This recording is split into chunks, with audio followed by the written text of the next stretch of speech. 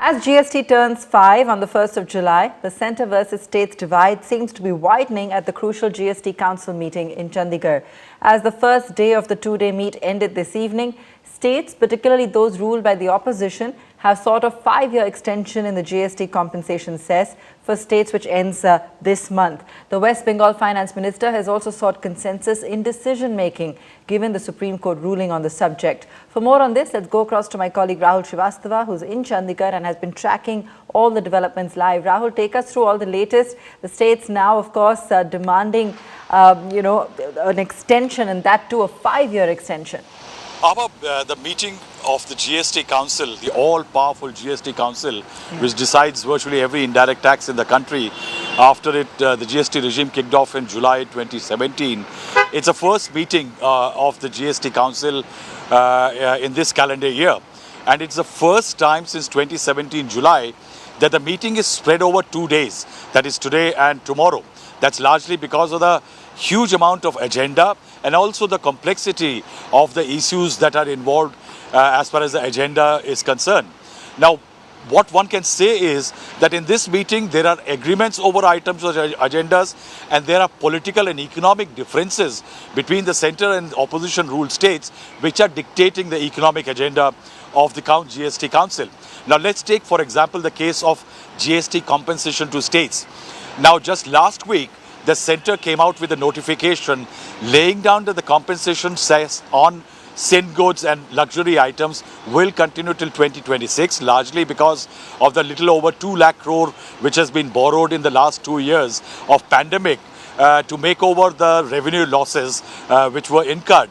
And now for that, the centre has extended the deadline of compensation cess till 2026. But there is a question mark over the states getting the compensation for the revenue losses as per the GST law had mandated that once the GST kicks in, after subsuming all the state taxes, there will be a 14% compounded increment as far as the state compensation is concerned.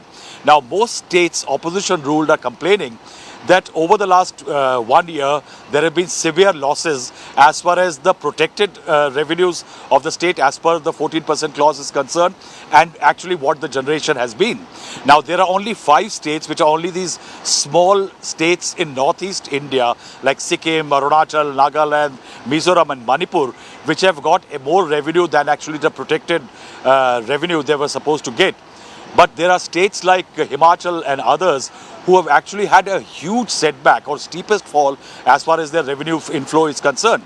And that is why what they are citing, the data quoted in the agenda papers, that there has been a 27.2 deficit on an average as far as their revenue income is concerned. And that is why they want an extension.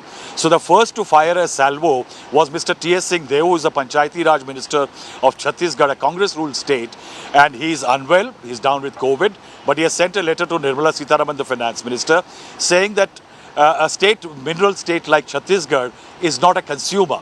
And that is why it is incurring huge losses compared to the VAT regime pre-2017 period. And that's why there should be a 5-year extension as far as compensation to states is concerned. On the other hand, given a political twist to the story and the GST Council meeting, Mr. Amit Mitra, the Chief Advisor to the West Bengal Chief Minister, Mamata Banerjee, fired a letter in which he has invoked the Supreme Court order in May this year, when the court had said that the GST Council orders are not binding. That is perhaps the divisive part. But on 4 GOMs, e-way gold bill, on impact on rate rationalization, there has been acceptance and unanimity in the meeting. But one very important factor is that the compensation issue has been added to the agenda tomorrow. And importantly, the online gaming, horse racing and casino taxation issue will be taken up. Thank you so much for joining us, Rahul. Lots of developments today, and we will continue to track all the news from the GST meet. If you like the video, do like, comment, share and subscribe.